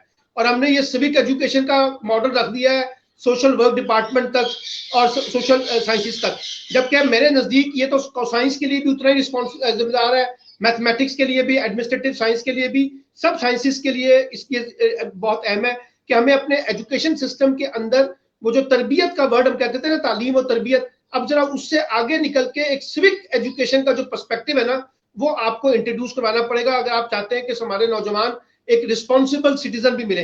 क्योंकि हमारे यही पढ़े लिखे नौजवान बाहर आके जिस किस्म की हरकतें कर रहे हैं, तो लगता नहीं है कि ये तालीम याफ्ता लोग हैं ना। हम ये सवाल बार बार उठाते हैं। दूसरी बात देखिए, आपने पूछा है स्ट्रेस का। अब मैं आपको थोड़ी सी 2-3 बातें बताता हूं जिससे आपको अंदाजा हो जाएगा। देखिए, जो बच्चा एक हेल्थी लाइफ गुजार रहा है ना, यानी वो रेगुलर स्पोर्ट्स में इन्वॉल्व है, मैं आपको यकीन दिलाता हूं जो बच्चा स्पोर्ट्स में इन्वॉल्व होगा, लड़का या लड़की, वो कोई ऐसी हरकत नहीं करेंगे जो उनकी हेल्थ को डैमेज करेंगे। यानी आपका इस वक्त एटीट्यूड ये है कि बच्चे जो है ना, मैं जब क्लास में बच्चों से पूछता हूं कि आप में से कोई बच्चा है या बच्ची जो रेगुलर स्पोर्ट्स करते हैं, तो आप अंदाजा लगाइए मुझे 2-3% से ज्यादा बच्चे नहीं मिलते। बल्कि मैं जब उनसे पूछता हूं कि आप में से कोई बच्चे हैं जो 40 मिनट जॉगर पहन के डेली वॉक करते हैं, तो मुझे कोई स्टूडेंट नहीं मिलता। मैं आपको ईमानदारी से बता रहा हूं। अच्छा, अब आपका लाइफस्टाइल बदल गया है, आप एक हेल्थी इन्वायरमेंट के साथ अपने आप को ऑपरेट नहीं करना चाहते। अच्छा, मैं फिर पूछता हूं आप में से कितने बच्चे हैं जो सुबह नाश्ता करके आए हैं, तो आप अंदाजा लगाइए सारे बच्चे कहते हैं हमने नाश्ता नहीं किया हुआ। वो आके यूनिवर्सिटीज की कॉरिडोर के अंदर बैठ के लेस खाते हैं, पेप्सी पीते हैं और ये जंक फूड लेते हैं। अच्छा, अब आपका लाइफस्टाइल सारा का सारा है ना, ये एक फ्रस्ट्रेशन क्रिएट करता है आपकी हेल्थ को भी, नंबर 1, और आपके माइंड को भी, जो एक हेल्थी माइंड के तौर पे ऑपरेट नहीं होता। तीसरे नंबर पे ये जो अभी बिलाल असलम साहब ने बात की है और उससे पहले सदफ ने भी बात की है, रमना ने कुछ सवाल उठाए हैं, हमारा नौजवान एक्सप्लोर नहीं कर रहा अपने आप को, और अपने साथ साथ उसके साथ जितनी दुनिया में आप अंदाजा लगाइए, अगर मैं जिस जमाने में तालिब इल्म था स्कूल और कॉलेज लेवल पे, जितनी अपॉर्चुनिटीज आज बच्चे को हासिल है ना, हम तसव्वुर भी नहीं कर सकते थे। मैं आपको बताऊं, हमें सिर्फ एक डाटा लेना होता था तो 2-2 किताबें 4-4 किताबें छाननी पड़ती थी। यहाँ सिर्फ गूगल में डालें तो सारा डाटा सामने आ जाता है।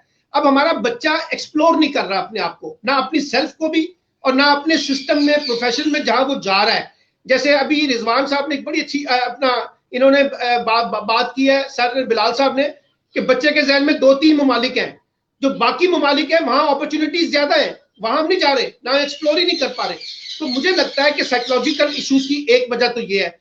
दूसरी साइकोलॉजिकल वजह यह है कि आपका ग्लैमर बेस्ड मॉडल जो टीवी, इलेक्ट्रॉनिक टीवी है ना, मैं माजर चाहता हूं, मैं खुद क्योंकि शाम 7 बजे से रात 10 बजे तक मुख्तलिफ टॉक शो का हिस्सा हूं और मैं अखबार में लिखता हूं, टीवी पे बोलता हूं। आप अंदाजा लगाइए जितनी डिप्रेशन हमारी ये टीवी फैला रहे हैं ना, इसकी कोई मिसाल आपको नहीं मिलेगी। एक मैं आपको ईमानदारी से बताऊं, इनको लगता है कि पाकिस्तान तबाह हो गया है, 7 बजे से लेकर रात 11 बजे तक ना पाकिस्तान बर्बाद हो गया है। यही मैसेज वो नीचे नौजवानों को दे रहे हैं। अच्छा, फिर उसके बाद देखिए ग्लैमर इतना डाल दिया है कि अब अगर किसी लड़के लड़की ने एक दूसरे से प्यार भी करना है तो उनकी जेब में 4-5 हजार रुपए होने चाहिए किसी अच्छी होटलिंग करने के लिए। यानी आपने सारा ड्रामे का कल्चर, आपने मॉडल का कल्चर बदल दिया है। तो वो जो सारा क्लैश हो गया ना, आपका पूरा का पूरा कॉन्टेक्स्ट, कि अगर आपके पास पैसे हैं तो आप अच्छे हैं, अगर आपके पास पैसे नहीं है तो फिर आप कुछ भी नहीं है। ये ज्यादा से ज्यादा फ्रस्ट्रेशन क्रिएट कर रहा है। फिर जॉब्स नहीं निकल पा रही। अब मैं आपको बताऊं, पाकिस्तान में जॉब्स नहीं निकलेंगी, मैं फिर आपको बता रहा हूं, जॉब्स क्रिएट करनी पड़ेंगी, स्किल बेस्ड एजुकेशन होगी तो जॉब मिलेंगी। सिर्फ डिग्री की बेसिस पे कोई किसी को जॉब नहीं देगा, ये मैं बताऊं। तो ये सारा मॉडल रीडिफाइन करें। बच्चे मंशियात के अंदर लगे हुए हैं। इवन आपको मैं बताऊं, पेरेंट्स डिडंट नो दैट कि उनके बच्चों की फुल डे की एक्टिविटीज क्या है, उनको पता ही नहीं होता। जब वो बिगड़ जाता है बच्चा तो फिर वो सारा आके गुस्सा जो है तालीमी इदारे पे निकालते हैं। तो मुझे लगता है कि सारा मॉडल जो है ना, बच्चे का, उस्ताद का, हुकूमत का, एजुकेशन इंस्टीट्यूशन के सरबराहों का, ये सब मॉडल में आपस में जोड़ें और बच्चे को फ्रस्ट्रेशन से निकालें।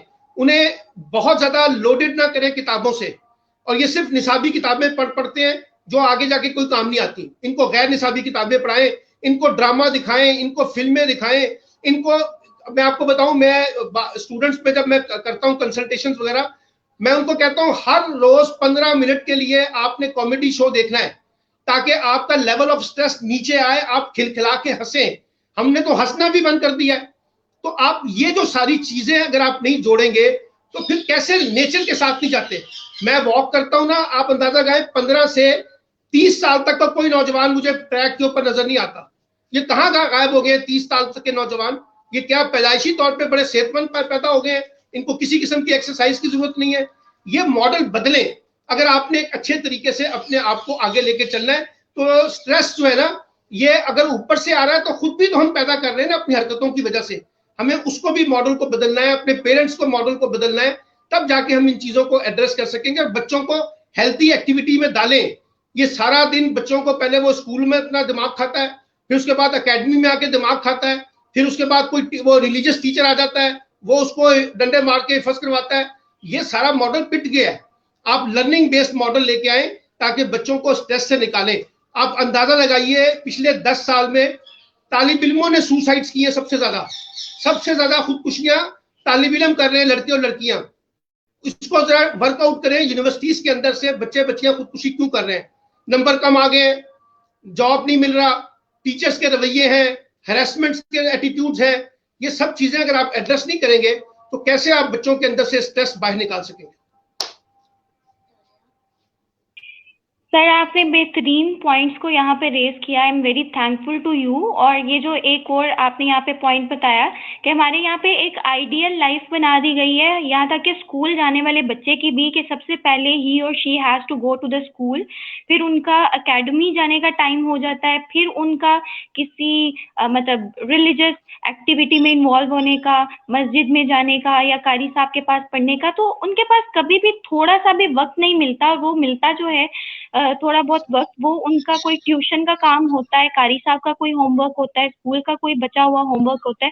तो जब उनकी जिंदगी रह ही इन चीजों तक गई है और वो अपने आप को टाइम नहीं दे पाते, तो इस तरह के बच्चे जब बड़े भी होते हैं तो उनमें एक फ्रस्ट्रेशन बढ़ जाता है, उसका लेवल, क्योंकि वो अपने आप के साथ कनेक्ट नहीं हो पाते।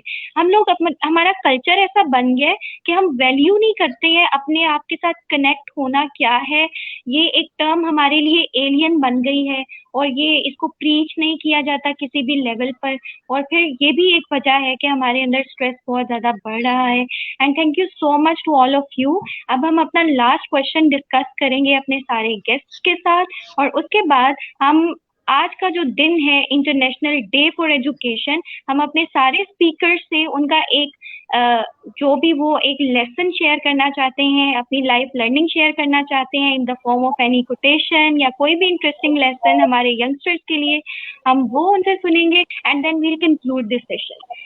तो लास्ट क्वेश्चन है मेरा मैम सदफ तैमूर के साथ कि अभी टॉक ऑफ द टाउन बनी हुई है HEC की नई आने वाली policy that students will be able to get involve into PhD programs right after their BS और MPhil इसमें से स्किप हो रहा है। And how do you see this policy, जबकि HEC क्लेम करता है that they are trying to improve the standards of PhD by the implementation of this policy. How do you look at it? I think MPhil, the concept of MPhil is very unique to Pakistan, in my point of view, because whenever in foreign countries you have bachelor degree and then you have master's degree and then you move on to PhD, right? So they are removing the concept of MPhil. Maybe just to make sure that people spend more time on research, because in master's degree in most of the universities in Pakistan, people are not focused on research. People do their master's degree, but they take courses. So the problem is that they are not trained, so they don't conduct research and they don't get trained on conducting research then. But in foreign universities, what happens is that students they start conducting research in their master's degree. So I did my research in master's degree and then I continued that research in my PhD as well. So the thing is that you get a training in master's degree and then you move on to your PhD degree. But I think this will improve the standard of PhD in my point of view, if they will implement the policy in the right way, like increasing the tenure of PhD at the same time, while training students with research skills for the first 2 years, and then they move on to doing actual research for the rest of the 3 years. So yeah, I think this is how I view this policy. I haven't read the details of the policy yet. I'm so sorry about that. I will have to admit this, but if they do it like this, then definitely that's going to improve the standards of PhD. But I'm not sure how are they implementing it. Thank you so much ma'am. Sir Salman Abid, आप इसके बारे में क्या views रखते हैं?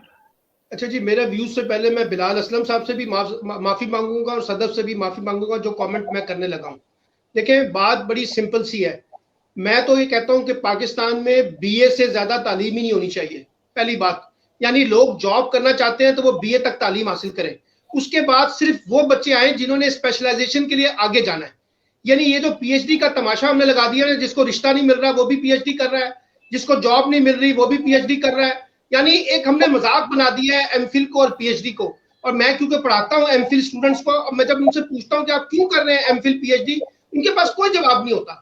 ये way out नहीं है। नंबर्स की बेसिस पे ना जाएं, आप क्वालिटी की बेसिस पे जाएं और सिंपल एजुकेशन देखें। हमारा ये जो 16 साल का है ना, कि आप जब बीएस करते हैं 4 साल का, तो उससे पहले 12 साल की तालीम होती है, तो 16 साल के बाद वो पीएचडी करने का मजाज है।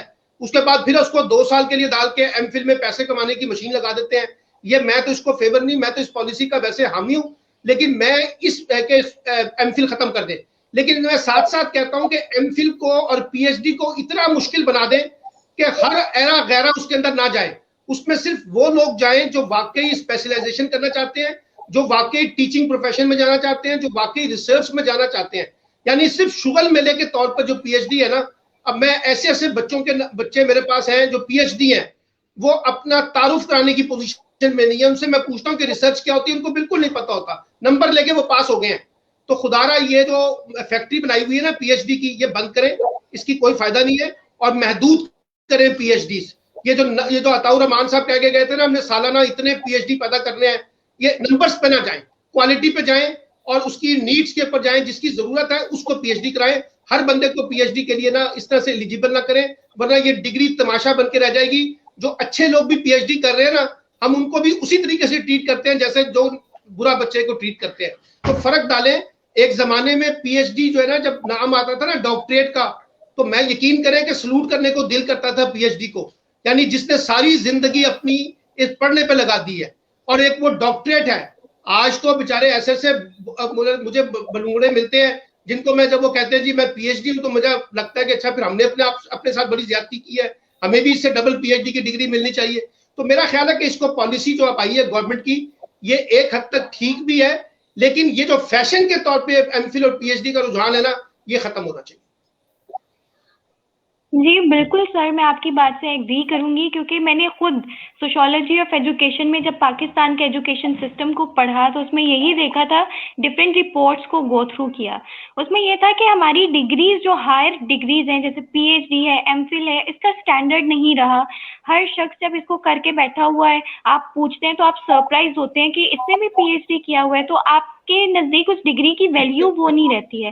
जब आप इसका एलिजिबिलिटी क्राइटेरिया जो है उसको रीडिफाइन करेंगे और फिर एलिजिबल लोग इसको करेंगे और पता चलेगा कि ये एक वाकई हाईएस्ट डिग्री है, तो उसकी वो वैल्यू बरकरार रहेगी, उसका स्टैंडर्ड भी रहेगा।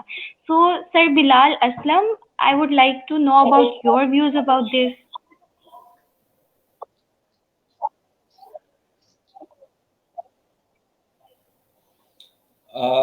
अच्छा, माय ओपिनियन इज कि जो हायर एजुकेशन है, it should be aligned with your objectives. Salman साहब ने सही बात की कि जिसके पास कुछ करने को नहीं है वो पीएचडी कर लें, एमफिल कर लें, और MPhil leading to PhD is again very confusing, as Miss Sadaf has rightly said कि हमारे पास बच्चे आते हैं जी बाहर जाना है, बैचलर्स किया हुआ है, तो एमफिल लीडिंग टू पीएचडी में एडमिशन हो जाएगा हमारा यूके में।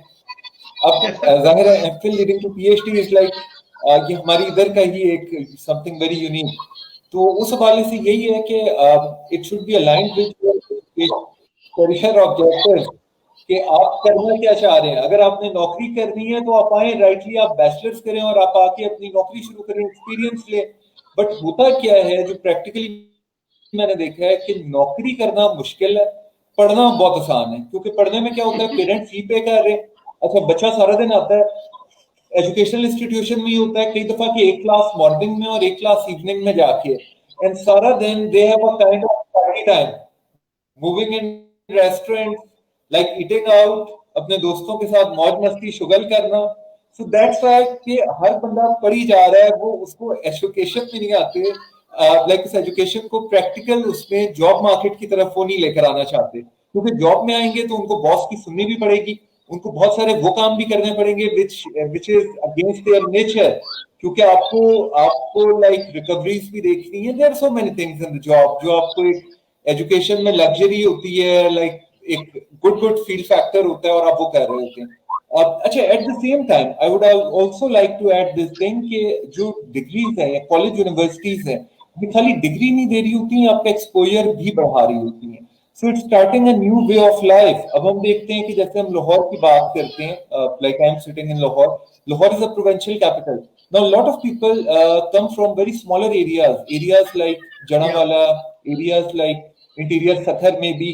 सखर का मैं इसलिए नाम ज्यादा लेता हूँ क्योंकि मैं जब लाहौर में आया था तो मैं एक बड़े छोटे शहर से मैंने मूव किया था. So what I learned like how to dress up properly, how to talk, how to communicate. I built my ground क्योंकि आपकी जो वहाँ पे जो फ्रेंडशिप्स डेवलप होती हैं वो आपको प्रोफेशनली भी बहुत हेल्प कर रही होती हैं. तो हमें इसको एक थोड़ा सा बैलेंस्ड अप्रोच लेकर चलना है कि यूनिवर्सिटी में बिल्कुल आए, आप अपनी फाउंडेशन डेवलप करें और उसके बाद आप जॉब मार्केट की तरफ आए. ये ना करें कि यूनिवर्सिटी गए तो यूनिवर्सिटी के ही होकर रह गए. और इस तरह से जब हम इंटरनेशनल सेटिंग में बात करते हैं तो हम हमेशा ये कहते हैं कि international education is not only about degree, it's about starting a new way of life. और that is the best point जब आप किसी भी मुल्क में जाकर अपनी सेटलमेंट बना सकते हैं. क्योंकि आप यकीन कीजिए कि अगर एक बच्चा लाइक उसने एफएससी किया हुआ है तो उसको बड़े कम पैसे चाहिए बाहर जाने के लिए, कंपेयर जो बिजनेस में आ गया है या जो जॉब कर रहा है और जो अपने 35-38 की एज को पहुंच गया है. Then they people start contacting us and so many other people and they say like हमारे पास 1.5 करोड़ है, 2 करोड़ है, हमें कहाँ पे लेकर जाएंगे आप. और अगर आपको मैं सिर्फ एक चीज आपकी नॉलेज के लिए शेयर कर देता हूँ कि अगर पोर्चुगल यूरोप का एक कंट्री है, अगर आपको पोर्चुगल का गोल्डन वीजा चाहिए तो आपको करोड़ों रुपए की इन्वेस्टमेंट चाहिए. जबकि अगर आपको स्टूडेंट लाइफ में आप इटली या यूरोपियन कंट्री जाना चाहते हैं तो within 8 to 10 lakh you can go there, you can make your life, you can target like nationality over there. So this is the thing कि हम करना क्या चाह रहे हैं. हमने again it comes down to your objectives. आपकी यहाँ अगर फैमिली कमिटमेंट्स पाकिस्तान में है, आपने मूव नहीं करना तो यहाँ पे आप एक सर्टेन एजुकेशन लें और देन मूव कर लें. और then coming to your question, ये जो पीएचडी की पॉलिसी है आई थिंक तो कि ये अच्छा है. लैडर्स बहुत ज्यादा नहीं होने चाहिए और मेरिट स्ट्रिक्ट होना चाहिए. सलमान साहब की वो बात सही है कि इतना रिसर्च ओरिएंटेड होना चाहिए. It should B that much difficult कि वो एक नजर आए कि जिसने पीएचडी किया उसको वो चीज नजर आनी चाहिए. और उनमें एक सेंस ऑफ पर्पस भी इनकलकेट हमें करना चाहिए. करियर काउंसलिंग होनी चाहिए कि आप पीएचडी क्यों कर रहे हैं. अगर किसी का एकेडमिक की रुझान नहीं है, अगर वो टीचिंग में नहीं आना चाहते, रिसर्च में पसंद नहीं करते, तो PhD is it only for tagging और it has some relationship with your career objectives or your likes and dislikes. So I think we should adopt a holistic approach और उसके साथ फिर हम इस पॉलिसी को भी देख सकते हैं और हमने कैसे आगे जाना है. तो वे फॉरवर्ड तो यही है कि make your options very wisely और उसमें इनपुट लें, मेंटोर्स बनाएं, उनसे एडवाइस लें and then make your career choice very wisely. क्योंकि जो आज आप डिसीजन लेंगे वो आपकी पूरी लाइफ को इम्पैक्ट कर रहा होगा. तो this is something so decisive. इतना इस पे रश नहीं करना चाहिए, हैपहैज़र्ड नहीं होना चाहिए. और लास्टली मैं सिर्फ यही कहना चाहूंगा कि जैसे बचपन में हर बच्चे की फैंटेसी होती है शायद जीडी पायलट बनना है, मैंने फाइटर पायलट बनना है. बट आपका क्या मेडिकल फिटनेस उस तरह की है, आपका इंटरेस्ट उस तरह से, आप लॉजिकली और जो उसकी एक सेट कोर रिक्वायरमेंट है आप उसको पूरा करते हैं कि नहीं. सो आप अपने आप को भी देखिए, अपने आप को एक्सप्लोर करें, हमेशा play on your strengths.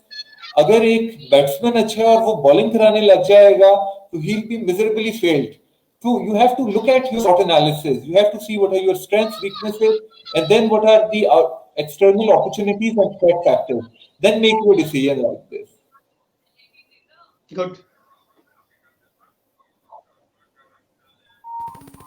Thank you so much, sir, for sharing these points. अब अपने सेशन को कंक्लूड करने की तरफ जाते हैं और इसको कंक्लूड करते हुए मैं रिक्वेस्ट करूंगी हमारे सारे गेस्ट से कि वो कोई उनकी इंस्पिरेशन हो, कोई कोट हो, कोई उनकी लाइफ लर्निंग हो, आज इंटरनेशनल एजुकेशन डे के एतबार से वो हमारे यंगस्टर्स के साथ अगर शेयर कर दें तो will be very thankful. Ma'am Sadaf, would you like to? Right. So thank you for putting me on the spot though. But I don't have a lot of quotes in my mind because my memory is not that sharp. But related to Education Day, International Education Day, I would say that education has the power to transform people. And if people are transformed, they are definitely eligible to transform everything around them. So it has the transformative power, and that's why it should be accessible to everybody in this world. So that's it. Thank you. Thank you so much, ma'am. So, Sir Salman Abid. देखिए, मेरा तो simple सा एक quotation है जो मैं खुद अपना कोट करता हूँ कि तालीम अगर आपको आगे बढ़ने का कोई रास्ता नहीं देती ना, तो फिर ऐसी तालीम का वो तालीम बेमकसदियत होती है। तालीम वही होती है जो आपको आगे बढ़ने का रास्ता देती है, यानी आपको रास्ता तलाश करने में मदद फराहम करती है। तो हमें अपनी तालीम को ऐसा बनाना चाहिए जो हमें आगे बढ़ने की तरफ लेके जाए, पीछे की तरफ ना लेके आए। तो अब मैं तो यही कोट करता हूँ कि जी अब ऐसी तालीम जो हमें आगे बढ़ने का रास्ता दे और नए नए रास्ते हमें एक्सप्लोर करने की सलाहियत दे, वही बेस्ट एजुकेशन होती है। Thank you so much sir, और मैं बिल्कुल एग्री करती हूँ आपकी बात से। And sir Bilal Aslam, would you like to share any of your life learning और एनी कोटेशन विद अस? जी मुकद्दस, मेरी तो लाइफ लर्निंग यही है कि there shouldn't be any full stop in education. ये नहीं होना चाहिए कि आपने बैचलर्स कर लिया और आप जॉब सेटिंग में आ गए और आप अपनी एजुकेशन खत्म कर दें। It should be continuous learning. It should be like lot of free resources are available on internet. Just develop yourself. अगर आप अंडरग्रेड करते हैं, आप आ जाते हैं, आपने लेट्स से आपने मार्केटिंग ज्वाइन कर लिया, lot of courses are available on market, lot of research papers are available, and fortunately everything is available free of cost. तो आप अपने आप को continuous development पे बहुत ज़्यादा focus रखें। one thing, and second is कि कभी भी पैसा देखकर, एक जो मुकद्दस मैं आपको बात बताने लगा हूँ, ये मैंने खुद भी एक्सपीरियंस बेशुमार की, अपने बहुत सारे सक्सेसफुल लोगों को भी मैंने ये ऑब्जर्व किया कि आप कभी भी पैसा देखकर काम ना करें। प्रॉब्लम ये होता है कि हमारे यंगस्टर्स ये देखते हैं कि अगर उन्होंने कहीं ज्वाइन किया है और उनको स्टार्टिंग में 5,000 मिल रहा है तो उन्होंने 5,000 का ही काम करना है। अगर आप 5,000 वाला काम करेंगे तो आप 5,000 ही कमाते रहेंगे, और अगर आप 5,000 लेकर 50,000 या 100,000 या उससे ज्यादा की वर्क का समझ कर काम करेंगे तो way forward, sky is the limit. जिस ऑर्गेनाइजेशन को आप ज्वाइन करेंगे वहां पे ही आप एक्सेल कर देंगे। अनफॉर्चुनेटली आप सब जब पढ़कर निकलते हैं तो आपके जहन में जैसे 4 बड़े मुल्क होते हैं ना, इसी तरह से 4 या 5 बड़ी कंपनीज होती हैं। Everybody wants to join PepsiCo, everybody wants to join Unilever, Tetra Pak packages, Nestle, Telenor, Warren.